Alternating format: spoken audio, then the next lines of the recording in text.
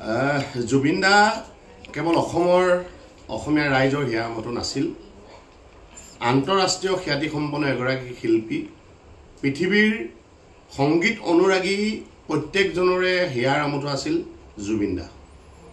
কিন্তু এতিয়া দেখিবলৈ পাইছোঁ জুবিন দাক লৈ যেন সকলোৱে ৰাজনীতিত ব্যস্ত হৈ পৰিছে।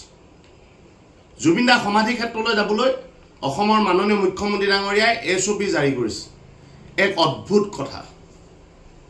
মুখ্যমন্ত্ৰী ডাঙৰীয়াক আমি জনাই দিব বিচাৰিছোঁ যে মোৰ ঘৰ ধেমাজিৰ পৰা আমি গুৱাহাটীলৈ সন্ধিয়া যদি 5 বজাত ওলাওঁ তেনেহ'লে ৰাতিপুৱা 2 বজাত বা 1:30 বজাত আমি সেই ঠাইখন পামগৈ, জুবিনদাৰ সমাধি ক্ষেত্ৰ পামগৈ। আৰু সেই সময়ত যদি আমি তাত সোমাব নোৱাৰোঁ, আমি তাত যদি আগতে বন্তি জ্বলাব নোৱাৰোঁ, তেনেহ'লে কি ধৰণৰ অদ্ভুত এক SOP। জুবিনদাৰ সমাধি ক্ষেত্ৰলৈ যাবলৈ কোনো ধৰণৰ SOP আমাক দৰকাৰ নাই। গতিকে অসমৰ মাননীয় মুখ্যমন্ত্ৰী ডাঙৰীয়াক আহ্বান জনাইছোঁ এনেকুৱা ধৰণৰ SOP দিয়াৰ পৰা বিৰত থাকক। আৰু লগতে সকলো পক্ষকে আহ্বান জনাব বিচাৰিছোঁ যিসকলে তাত গৈ মাদক দ্ৰব্য সেৱন কৰি এক অপ্ৰীতিকৰ পৰিৱেশ সৃষ্টি কৰাৰ মানসিকতা লৈ তালৈ যায়, সেইসকলক আমি সাৱধান কৰি দিব বিচাৰিছোঁ। সেইসকলক আমি ক'ব বিচাৰিছোঁ যে অসম চৰকাৰক SOP জাৰি কৰিবলৈ সুবিধা আপোনালোকে দিছে, আপোনালোকে ইয়াৰ পৰা বিৰত থাকক। বাৰে বাৰে এই ধৰণৰ অপ্ৰীতিকৰ পৰিৱেশ সৃষ্টি কৰিবলৈ যাব, তাত আমি সাধাৰণ ৰাইজে আপোনালোকক কেতিয়াও সহযোগিতা নকৰোঁ। আপোনালোকে মাদক দ্ৰব্য সেৱন কৰি গৈ তাত জুবিন প্ৰেমী হ'ব নালাগে। সঁচাই যদি আপোনালোক জুবিন প্ৰেমী, জুবিনদাৰ অনুৰাগী, তেনেহ'লে ভদ্ৰভাৱে যাওক, তাত চাকি বন্তি জ্বলাওক, তাত নাম প্ৰসংগ কৰক, মায়াবিনী গাওক, ৰৈ ৰৈ বিনালে গাওক, তাত আমাৰ আপত্তি নাথাকিব। আমাৰ আপত্তি থাকিব সদুতায়ন ছাত্ৰসন্থাৰ আপত্তি থাকিব তাত যদি আপোনালোকে গৈ মাদক দ্ৰব্য সেৱন কৰে, পৰিৱেশ বিনষ্ট কৰে। আৰু কিছুদিনৰ পৰা দেখিবলৈ পাইছোঁ অসমৰ কেইটামান ৰাজনৈতিক দলৰ মুখ্য কাৰ্যালয়লৈ পৰ্যবেক্ষিত কৰিছে জুবিনদাৰ সমাধি ক্ষেত্ৰ। জুবিনদাৰ সেয়া সমাধি ক্ষেত্ৰ, জুবিনদা তাত শুই আছে।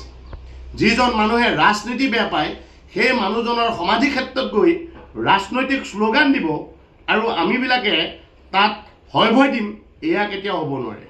জুবিনদাক লৈ ৰাজনীতি বন্ধ কৰক। BJP, কংগ্ৰেছ, অজাপ বা ৰাইজৰ দল সকলোকে কৈছোঁ ৰাজনীতি বন্ধ কৰক। আৰু অসমৰ মাননীয় মুখ্যমন্ত্ৰী ডাঙৰীয়াৰ ওচৰত আমি দাবী জনাইছোঁ যে আপুনি যি 3 মাহৰ ভিতৰত অৰ্থাৎ 90 দিনৰ ভিতৰত চাৰ্জশ্বিট দিয়াৰ কথা কৈছে, 90 দিন নহয়, আগন্তুক 30 দিনত চাৰ্জশ্বিট দিয়াৰ ব্যৱস্থা কৰক। ন্যায়ালয়ৰ ওপৰত আমাৰ আস্থা আছে, ন্যায়ালয়ৰ ওপৰত আমাৰ বিশ্বাস আছে। আপুনি যদি সঁচাই জুবিনদাৰ অনুৰাগী, আপুনি যদি সঁচাই জুবিনদাক ভাল পায়, তেনেহ'লে 30 দিনৰ ভিতৰত চাৰ্জশ্বিট দি জুবিনদাক ন্যায় দিয়াৰ ব্যৱস্থা কৰক, অসমৰ ৰাইজক ন্যায় দিয়াৰ ব্যৱস্থা কৰক। অন্যথা এই ধৰণৰ SOP জাৰি কৰি অসমীয়া ৰাইজৰ আৱেগক আপুনি বাধা দিব নোৱাৰে। আপোনালৈ আহ্বান জনাম, যদি আপুনি ভাবিছে তাত কোনোবাই উদ্ভণ্ডালি কৰিছে, মাদক দ্ৰব্য সেৱন কৰি তাত পৰিৱেশ বিনষ্ট কৰিছে, তেনেহ'লে চেকিঙৰ ব্যৱস্থা কৰক। তালৈ সোমাই যোৱা পথ, ওলাই অহা পথত চেকিঙৰ ব্যৱস্থা কৰক।